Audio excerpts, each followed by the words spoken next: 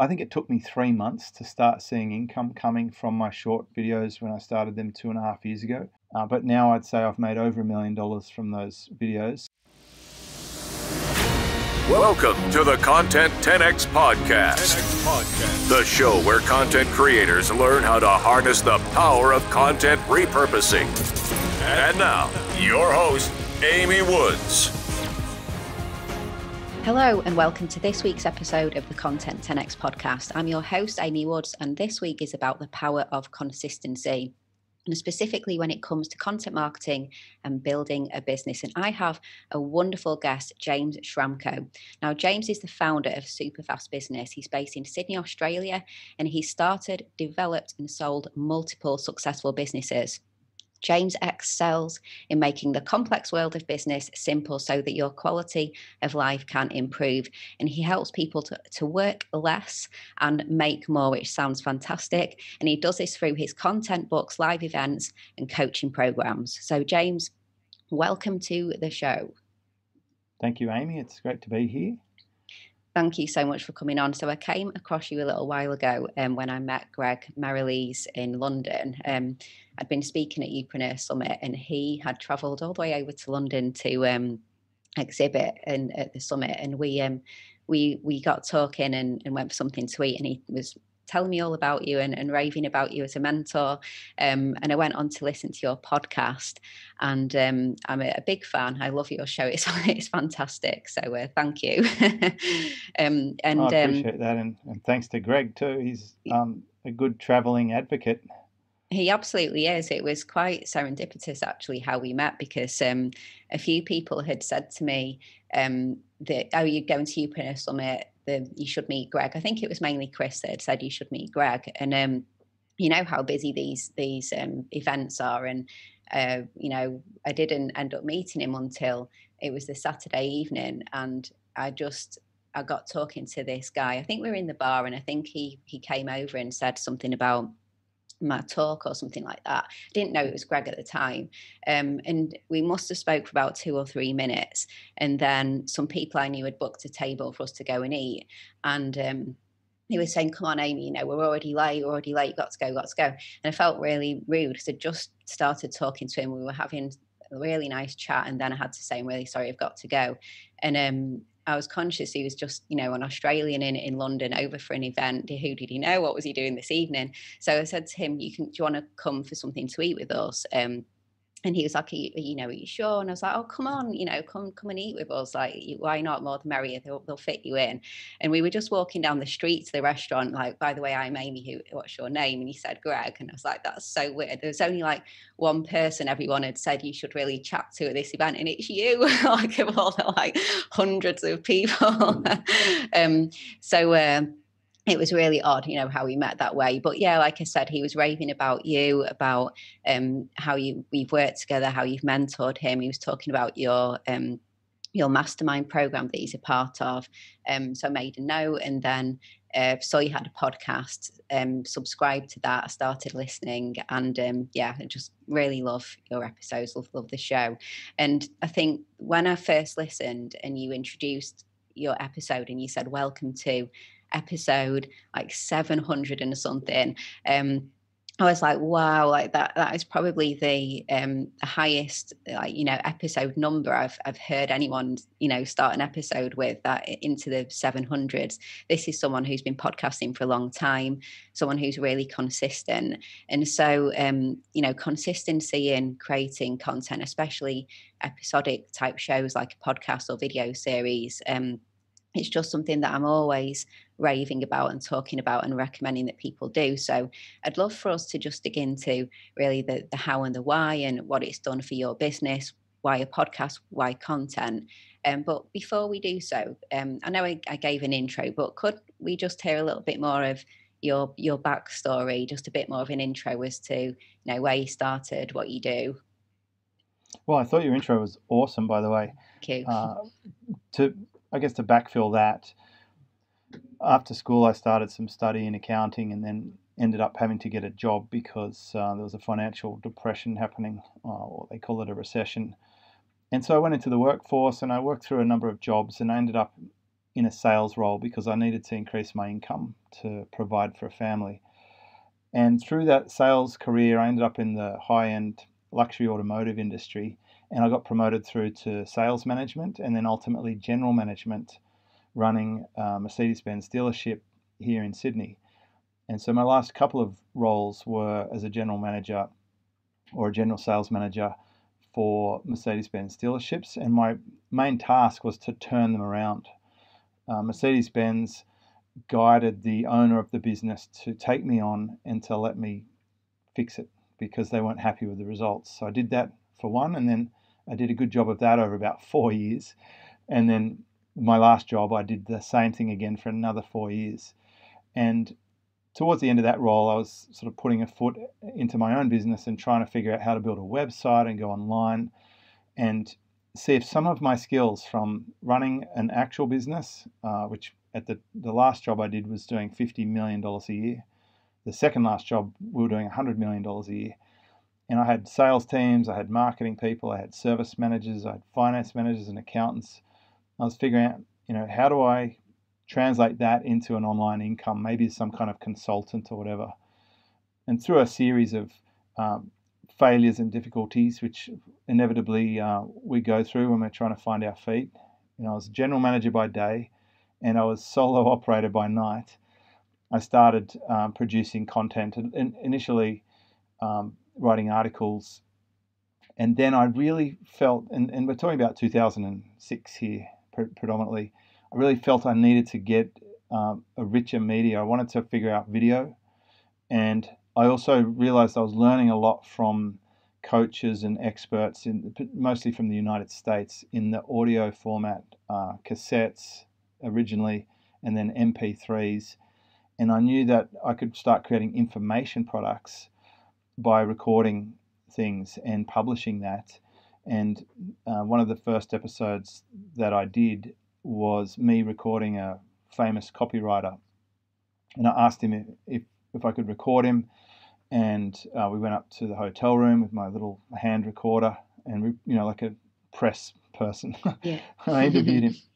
And I published it on a player on my site, but I didn't list it in iTunes, and it wasn't a podcast as such. It was only a few years later when I'd been a guest on someone else's podcast that I got exposed to that podcast world. And the show went so well for them, and they sold a lot of my stuff as an affiliate. The host actually asked me to start a podcast with him, so we did. And that's when I figured out how to set it all up, lodge it to iTunes, get it published, get more distribution. And I really liked it. And we started ranking. We're in the top few podcasts in business in Australia, at least, and certainly globally. There was way less podcasts back then. 2000, I think we're about 2008 now. And then what I did is I retro published my blog with the audio content as a podcast, and it backfilled all the episodes. And years later, we actually pruned my whole site. We actually listed every single thing on the site.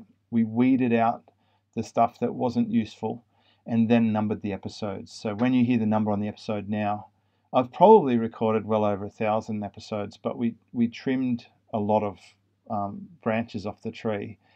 And I found now it's really good to number the episodes. It's very easy for people, no matter where they're consuming the content, to go and look it up. If they search my site or even Google with a number and my name or the site name, it comes up straight away to where they're trying to get to. So I wanted to make it a good user experience. And having that number also seems to create some kind of discipline for me to keep the run rate. And when I first started publishing, and by the way, I know I've jumped into the how, why, what part after my story, but I was anything but consistent. I was very spasmodic. I mean, initially, I was only publishing audios to get traffic and to make sales. That was my motivation, and I would do it when I could do it. I had a job for the first year or two of doing that. Later, when I had my own business, I had a lot more flexibility, and I've had a few co-hosted podcasts. So I've actually had 5 podcasts. I think 5, maybe 6, somewhere in that region. And it was very hard to round up my co-hosts. And so I put more emphasis on my own show. And then I've tried different frequency. I did publish every day before John Lee Dumas. I published 2 or 3 episodes a week. I've published once a week. I've published once every few weeks. I've published once every few months. But ultimately, I found the formula for me is 2 episodes a week. And we did that pretty much all last year. And we're doing it this year. It's about the right frequency for people to stay on top of and not feel like they're missing out. And it's a good sort of frequency for me as a creator to schedule and to produce, because ultimately that's one of my main 2 jobs that I actually have, is to create content and then to deliver on the coaching, which is the main service I'm offering as a result of most of my content. So obviously you've been podcasting and all the different, journeys that you've gone on with the podcasting, and you started, as you said, when you were in employment and transitioned out. So when did SuperFastBusiness become the brand and the business?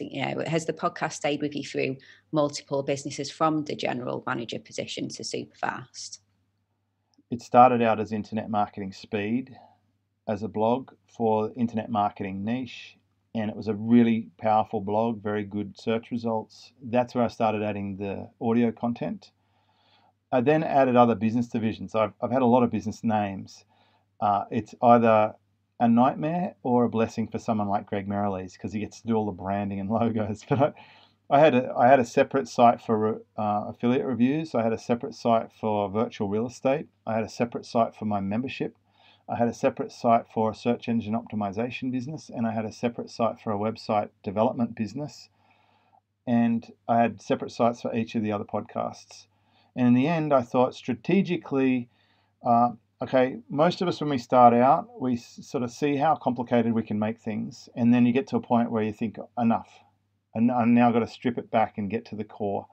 So I think SuperFastBusiness came around about 2008. And I consolidated, I started putting that as the masthead site and pointing people to my other sites. And then I rolled up my other sites into SuperFastBusiness. And at one point, all of my sites were on there until I wanted to sell off the search engine optimization business and sell off the website development business. And for those, I actually moved them back off the site, put them on their own domain, and then sold them up as a package to separate buyers. And so SuperFastBusiness has been SuperFastBusiness for quite some time. It has been the forum that I run, the membership site, has been running for, I think it's about 8 years. And I think the first 3 of it was a different brand name. So it's probably had 5 years being called SuperFastBusiness when I did the roll up. Yeah, it's just really interesting to hear the story and how you took the content with you through those different, rebrands and things like that. Because I just think that for some people, they would just say, "Oh, that was the content with, that business under that brand, and I need to abandon it and then start something afresh." So it's really interesting to hear that was that relevant. As you said, you went through a cleanup exercise, but what was relevant, you've kept. So what was it about? There's lots of different content mediums. There's video, and you mentioned articles already, but obviously the podcasting is something that you went all in on and have had multiple. So what was it about, I guess, audio and that medium in particular that just works so well for you? Well, I can't type, so that's one thing. I'm not good at writing articles. I think the second person I hired was an article writer, and I was buying 100 at a time. And even last month, I paid someone to write a well-researched article for search engine optimization, because it's not my strength. What I am good at is talking. Although you may not know from this interview, but I did spend a lot of time in a role where I was selling on the phone, selling face-to-face. So I'm very, very comfortable talking. I'm fine with a camera. I did acting classes in the early 90s, when I was a very underconfident school kid. And my mum went halves with me in tuition for acting class to build my confidence. And then I went out and did roles like debt collection and direct selling. And I got through any of the sort of confidence issues that most people have, fear of speaking on a stage, etc. No problem. But at the same time, I'm not an entertainer like Chris Ducker. I'm not going to be putting on a top hat and tails and performing for people. So I'm actually quite an introvert, but I don't mind talking. And I don't mind talking about things that I know about. I feel very comfortable sharing that. And I am a very nurturing person. So along with my business model of having a membership where I build community and look after them, which I've been doing for 11 years, even longer now, let's call it 12 or 13, the podcast was a perfect way for me to share ideas and concepts, and also a good way to get access to people who I was interested to learn from or talk to, and to get good authority positioning and to build up an audience. And I think I'm up to close to 4 million downloads, which is a fraction of big podcasters. You know, I only have a small list and a small database, but I'm just consistently been at it.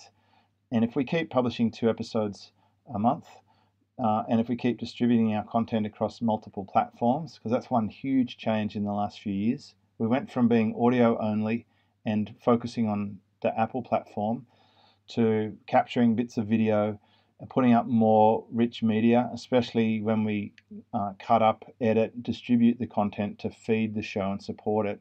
I'm not really worried about iTunes rankings or number of audio downloads, especially since I don't sell ads on my show.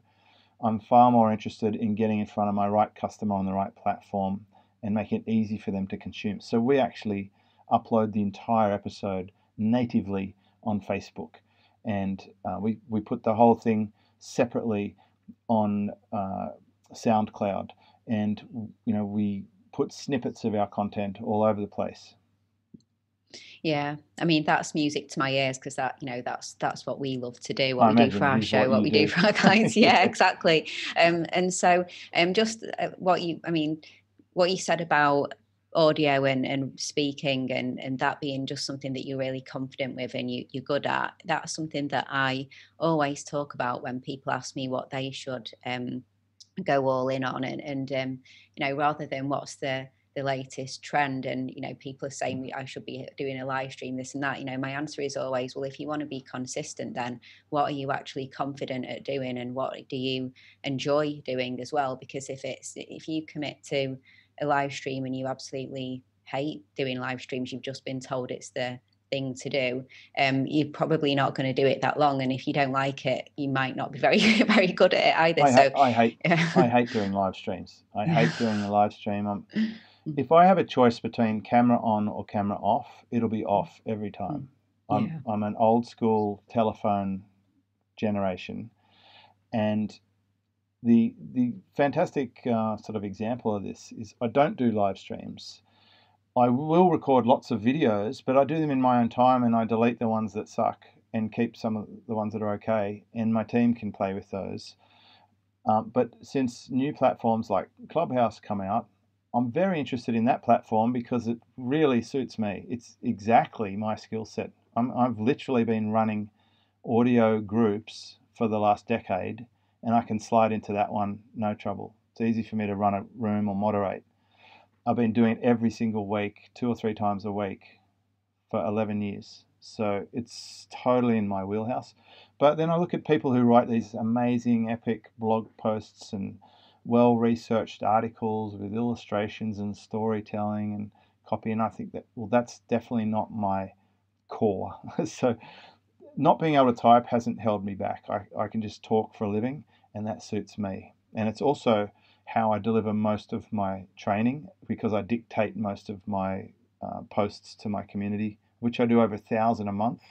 So I'm doing a lot of paid content, and that's probably a really interesting point here. Rather than try and monetize my front with ads and all of that, I mostly consider that a good chunk of the content I deliver is actually behind a paywall. And you now see newspapers getting onto this concept, and YouTube are forever trying to get me to pay them to get rid of ads. But a huge amount of my content is actually private for members. So the vast amount of stuff I publish is actually for the smallest possible group, and that makes it high value. Yeah, absolutely. And there's that complete congruency between what you're putting out publicly, but then people know that if they pay to be part of your programs, it's going to go deeper into more of a volume. It's going to go personalized. Yeah, it's easy to listen to a podcast and you try your best to put yourself in the shoes of the conversation. It's a different matter when you've got me on the other end of a conversation saying, here's my situation, and I say, well, this is what you do. It's like, oh, wow, this is so much easier. It's Yeah. like having a driver instead of trying to figure it out. Yeah, absolutely.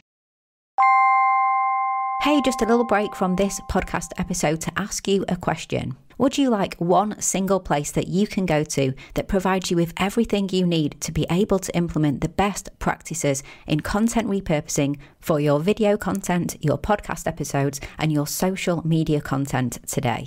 To help you get more value from the content that you create, get more time back, and help you reach more people than you ever thought possible. If so, then you are going to love the Content 10x Toolkit. The toolkit is full of video tutorials, templates, checklists, swipe files, step-by-step guides and more that shows you how to repurpose your content in the best ways possible today.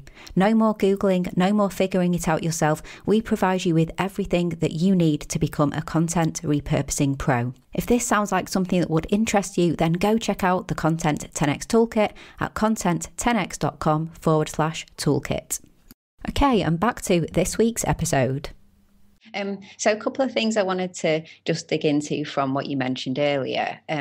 So you said that you started to record on video, put the video in different places, the snippets, all of that.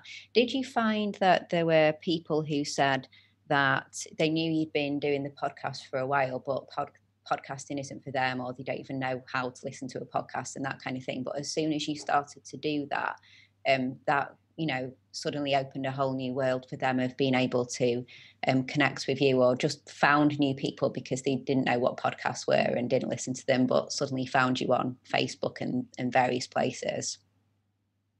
Well, I'm sympathetic to this because I don't listen to podcasts. I don't listen to podcasts, which is funny because I think you can create or consume, but I consume different things. I'll consume Amazon Prime or Netflix or books or Kindles or whatever. But I don't listen to podcasts. So almost always when I have an event like Chris Ducker's event, when I run my event, if I survey the audience, they're almost all podcast listeners. It's the greatest conversion channel. It's a huge commitment to listen to someone for 40 minutes, and you get to know them well. And if you do it over and over, and I've had a bunch of people now, maybe 7 or 8, it's up to, who have said they've listened to every episode, which I think is amazing, because if you add up 800 times half an hour, that's 400 hours. That is a lot of time listening to podcasts, and I still don't rate myself, by the way. I don't think I'm exceptionally good at podcasting or anything in particular. The main thing is I just got in early and kept doing it. Okay, so there's something to be said for that. And when I went to the social media video things, I've done it 3 times now. I did it 10 years ago, I did it about 7 years ago, and I've done it about 2 years ago. And we've been publishing a daily piece of video for the last 2.5 years. That's very, very profitable for us.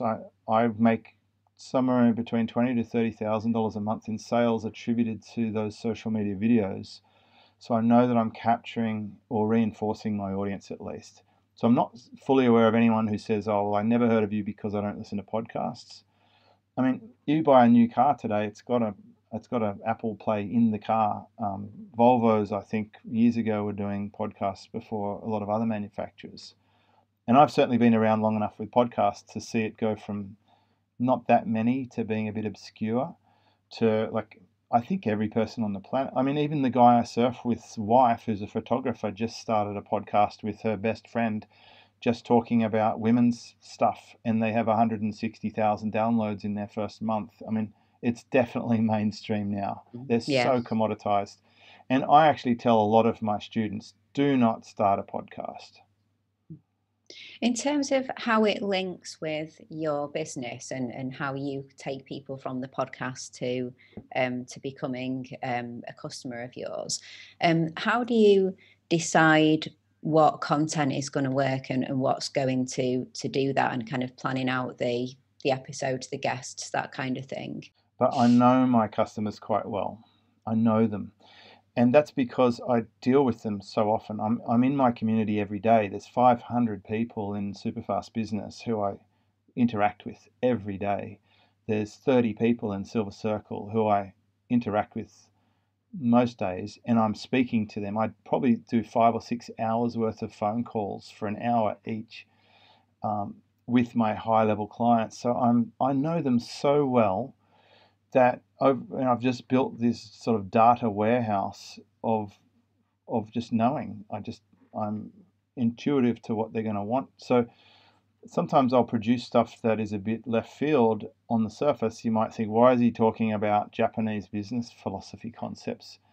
But it has to be said, when I was talking about Ikigai 7 or 8 years ago, it wasn't really well known. I was ranking like 3rd in Google for that phrase. Now it's kind of, it's like everyone knows about Ikigai in the online, it's about finding your purpose, etc. And then I back it up with explaining to people why the chart they think is Ikigai is not actually Ikigai. It was a ripped off chart of purpose. And then I go and I find an expert on Japanese business philosophy and we break it down. Now, no one's going to fill out a survey and say, I really want to know about Japanese business philosophy. I have to understand that with my audience, they keep giving me feedback that they are aspirational towards the way that I'm doing things. They feel burnt out. They feel overloaded. They feel confused. They get told all this stuff by coaches that doesn't work for them or doesn't take into account the fact that they have a partner or kids or that they're tired or they have physical constraints or that they're in the middle of a lockdown or winter. Now, I'm more able to guide them through those scenarios than some of the other people they're drawing from. And I basically aggregate the questions that people keep asking and then solve them for my podcast audience. And so when I look at my next upcoming episodes, I'm not a huge planner. Like, it's not like I'm like, you want a planner? Go to Chris Ducker. That guy's probably planned out till 2030. I'm not like that. I might be just a month in front for my podcast. I'm 3 or 4 episodes in front, and quite often we run aground, and I'm like, I have to create something that day for my team, or they're gonna, they're hungry for work to do. But I'd say for the last 6 months, we've been about 4 to 6 episodes in front, and I'm fielding a lot of inquiries. Like any podcaster, we get about 20 or 30 pitches every single day, and we say no to all of them. But if I'm interested in something and I know my customers will get tremendous value from it, I'll do that. And the other thing I've done is I've looked for suppliers that my customers keep needing forever and ever and ever. And I will partner with them, and then I'll just keep bringing them back. And you've probably observed this if you're listening. I might have the same guest on 20 times. And that was really not something people do for podcasts. The old way of podcasting is you have a co-host and you just chit-chat. Another way is you have a new guest each week who happens to be just have published a book and they're on 17 other podcasts the same month. Or you have some kind of monologue. So what I do is I bring in my partners over and over again, and we go deep and wide on topics. And every time we do it, they get instant feedback. Some episodes get a better response. Not like double or triple or quadruple, but maybe 10% or 20% better. Or my partner will say, hey, people are melting down my inbox off this one. It's like it's hit a nerve. And I say, well, let's do more on this topic. And I'm basically data-driven and gut-driven. So I guess that's hard. It's a really long roundabout way to explain it, but I'll say it like this. If you know your audience very well, and if you've been going for any amount of time, you will start to see patterns of what works or not. And unlike a lot of the bloggers and podcasters who are performers, of which I wouldn't classify myself, I'm not letting my audience make a game show out of me. I'm not posting what should I eat for breakfast or what episode would you like me to record next week. I don't think I've ever asked my audience what they want me to make. I will give them what they need based on what I'm aware of that perhaps they're not even aware of. And if I'm looking for a reaction from my guest's reaction is, that's a great question. If I don't get that reaction, then I'll probably delete the episode. And I'm looking for a reaction from my audience. And the reaction from my audience is, oh my God, it's like you're reading my mind. This episode came along at exactly the right time when I needed it. And if I can maintain those standards, then I'll continue to have listenership and it'll drive the business as it has done for 10 years. So I think the formula's working for me at least. Yeah, well, I mean, something that I really love about the show is, firstly, as you said, it's not, you don't just get people on who are doing kind of book tours or that kind of thing. So, as you mentioned, a lot of the business podcasts, and especially online business podcasts, there'll be, so and so will have a book out, and then you'll see that every one of them is interviewing him or her in the space for months. So you might listen Bringing to one. zero value to the market. Yeah, exactly. And that's what stopped me from listening to some shows I used to listen to. I love that you don't do that. And I also love that you interview different people. It's not just the kind of, as I said, I guess the same old. And something that you do is, often when people have a mastermind, coaching programs like yourself, the episodes will be on-air coaching. That's quite popular with podcasts with people who have masterminds, where you do on-air coaching. Whereas I like what you do is you often bring your clients on, people who are you're mentoring, but you talk about their business, their expertise, not coaching them, but they're sharing value, as you said, and just really useful information. And to me, as somebody who is listening in and knows that you do mentoring and have masterminds and things like that, I just think it's a really good way of showcasing the kind of people that you work with and the help that you provide them in a subtle way, because you're actually sharing value and expertise of what their business is, what they do, like whether it's an SEO person or whatever it is, with the subtleties of, we work together, I've helped you, that kind of thing. And when you're assessing whether to join a community, especially the silver circle, the more elite groups, it's very much based on the power of how much you resonate with the other people. And I've been in masterminds before where I guess what the problem was the group that were brought together weren't necessarily the right group, or you just didn't feel like you were being put in the right room. Into something like that. Exactly, and it showcases the level that you work with, and I guess it will attract people who think, wow, if this is the kind of people that he's working with, these are the businesses, the business owners, these are the levels that they're at. It proves and shows that, and versus just hearing it, then you come in and then you think, wait a minute, like this isn't a room I thought I was joining when I was going to join that group. So I think that you do a fantastic job of obviously like adding value whilst very clearly showcasing what you're all about and the caliber of the people that you work with. So that's something that I really get from being a listener of your show. Oh, thanks. Well, I mean, from a strategic point of view, I'm quite careful when I bring on a guest that I talk about the relationship we have, because I'm fine with transparency.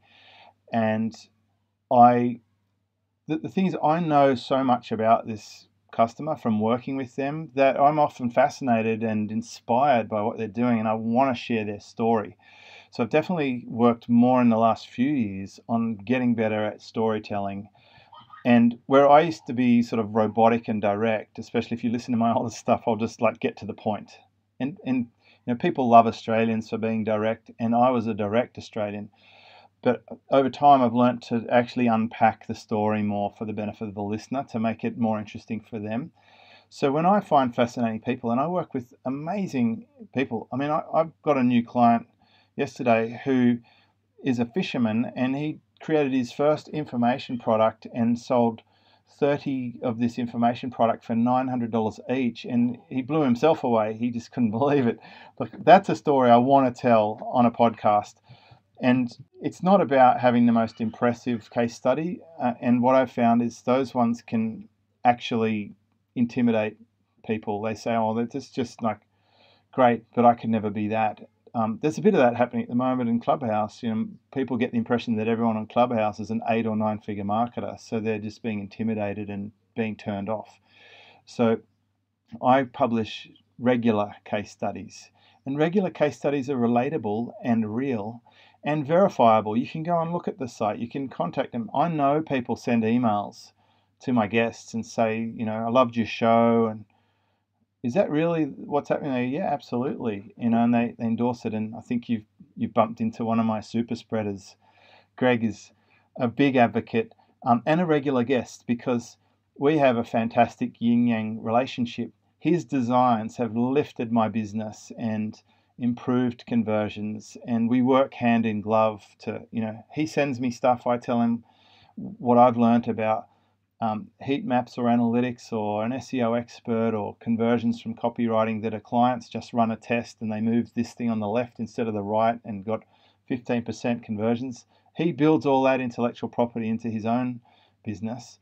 And at the same time, I've sort of helped grow his business, and I'm a great distribution point for him. Like I'm a huge referrer of his services, and we even talked about him going over to that event and the pros and cons and if it's a good idea. And it's great to be involved behind the scenes with these people and then to showcase it with their permission. And I think one thing, you would go to my show and you won't recognize a huge proportion of my guests. And I love investing in people and the future and the relationships. And I've had some little tiny acorns turn into oak trees, like Ezra Firestone is a classic example of that. I got in early on people who I could tell had something special, and I kept bringing them to the platform, and then they became megastars in their own right. Yeah, which is just such a, like you said, it's such an amazing story that you then want to get out there and embrace that storytelling. Yeah, they blow me away. I'm like, I'm just like, I'm stunned sometimes at what people are able to achieve. And I really love human potential. And if we've learnt anything about content in the last few years, it's that storytelling and quality levels are all on the rise. And if you don't have those elements, you're not going to cut it in a pretty crowded market. Yeah, absolutely. What would you say? So I've got a final question for you, which is, what would you say is the key driver behind consistency? So what has been your kind of secrets to just being so consistent? You've got to have a system. Yeah. You just build a system to make it easy so that it happens for you. So for me, my team are set up to have our belief system is that we are to deliver 2 podcasts a week and 1 video per weekday, every week, week in, week out. And so I'm not sure if you're familiar with this term, but if you're a fruit harvester or whatever and you're putting the stuff in the machine, they call it a hopper bin. It's like, filling up the hopper bin and it comes out the other end. I tell them to keep an eye on the hopper bin, and if it starts to run low, they have to tell me, and then it's up to me to go and create something. So I've got an early warning device. They might say on a team meeting, I just want to let you know that we're doing the next 3 episodes. So that takes us out to the end of next week. And so we're looking for something to start work on soon, which means you better go and make something. So then I'll go and shake the tree and find something. Luckily, I've been able to keep my routine. It just organically turns out that I'm speaking to just about the right number of people to keep the podcast alive. I also have a weekly Ask Me Anything call with my members. Sorry, a monthly. I do that with Silver Circle, but I've got a monthly call with SuperFastBusiness, and I'm able to, from 1 hour of recording there, create usually 8 pieces of content. So that takes care of them for 2 weeks. And then they can pull snippets from our, 8 podcasts a month. They can pull snippets from that to last them the other few weeks. If I don't give them supplementary videos, which is just me on an iPhone talking about something important, that something might happen that I feel is a great metaphor or lesson. Like yesterday, when I took my life into my own hands and had a haircut from an apprentice hairdresser, which is the most frightening thing I've ever done. And I think that is going to make its way into a podcast episode because so much went through my mind while I was facing a certain death from a razor cut or a misplaced machinery. The guy was trembling with nerves too. Like he was even more nervous than I am. So those sort of things, I feel compelled to capture those moments and share them on the go. And so those things make it into content as well. And people love that stuff. I think that explains phenomenons like TikTok. Yeah, I guess it's like having that eye for content and always looking at the content opportunities that can come through what's happening in every day, the conversations that you're having, your own experiences, having the network of people to feed the guest pipeline as well, and the system. Then you said when that all then needs to feed into a system. Exactly. If you have a help desk, if you answer questions, if you do any kind of consulting, or if you just keep a big fat notepad and fill it with ideas. I've literally got a pad here where every page has a video idea. The other thing I do is when I'm on someone else's show, I'll usually record my side, and I can give that to a member of my team, and they can run it through Otter and turn it into text. And then I ask them to chunk it down into the key bullet points that were discussed. And I might turn that into an episode of my own. It'll end up completely different to the source, but I'm capturing my intellectual property and then putting it into leverage. Yeah. And sorry, I said it was one last question, but what just because it feeds straight on, just one more thing. But so for people who are hesitant about investing in support and help, because you can't do all of this yourself if you are running a business as well. So there's that aspect of having an in-house team or working with freelancers or working with a business like us. How would you recommend that you look at the ROI? So if you're going to invest, then how are you going to measure that ROI to see that it's worth the investment? Is there a certain techniques or even just tools or any software that you use to measure your metrics? Well, we run a reporting tool that manages to track the attribution. So when we're putting links on social media, we use our own redirect, and it actually tags that person from that video. So I actually know my return on investment from videos. I can tell you that usually there's a lag time. If you're just starting out, absolutely no one's watching your content in the beginning. I would use techniques like Chris von Wilpert masterfully teaches, which is find out what people's challenges are, find out who they're following, and then go and create the absolute high quality, best perfect piece of content that addresses the challenge, and then go and try and get it in front of the people who they follow. That will fast track you so you can get the most bang for buck from minimal content. That will give you a return on investment quickly, and you can track it because it just happened, and because you're not doing anything else. And I would say it's more important than ever to be realistic about. We hear about self-liquidating offers and we hear about instant riches, but this is a long-haul game. I think it took me 3 months to start seeing income coming from my short videos when I started them 2.5 years ago. But now I'd say I've made over $1 million from those videos. So on a dollars per hour basis, even if you add up 2.5 years worth of a video every day, that's probably 650 minutes. That's 10.5 hours worth of content for $1 million. That ends up at probably $100,000 an hour. Maybe I got my math wrong. I'm trying to do this on the fly, but if that's the case, it's still really valuable. Yeah. So try and track it, but it is a bit harder to track multi-channel content.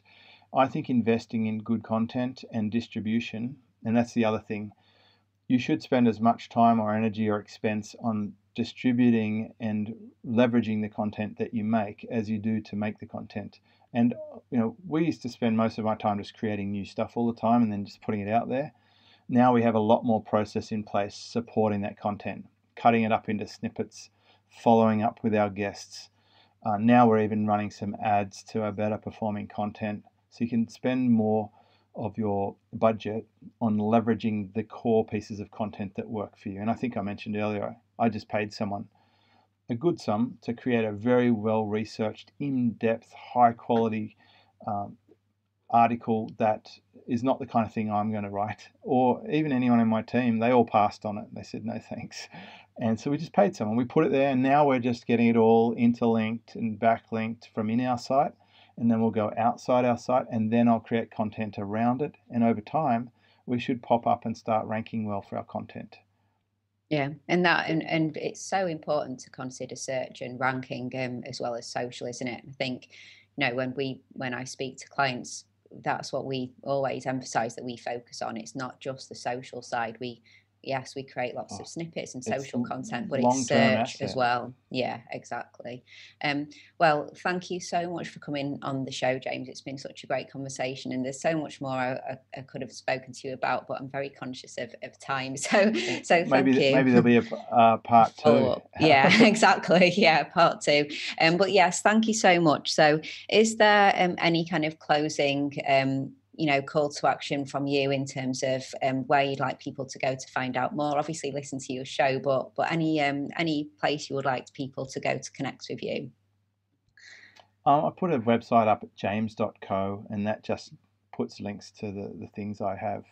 But I do want to say, Amy, thanks for being such a great interviewer. It's refreshing to have intelligent questions, and clearly you know what you're talking about with your content stuff. So it's been such a pleasure for me to come and share some ideas, and to hopefully someone listening to this is going to implement on it. So I'm happy to receive emails if there's questions about anything I've mentioned or whatever. I'm happy to help out. Oh, thank you so much. Well, I'll put all the links in the show notes. That's the classic podcaster closing line, isn't it? The links will be in the show notes. But yeah, thank you, James. Thanks for coming on. Thanks for those comments as well. And yeah, maybe there'll be a part 2. But until then, thank you very much.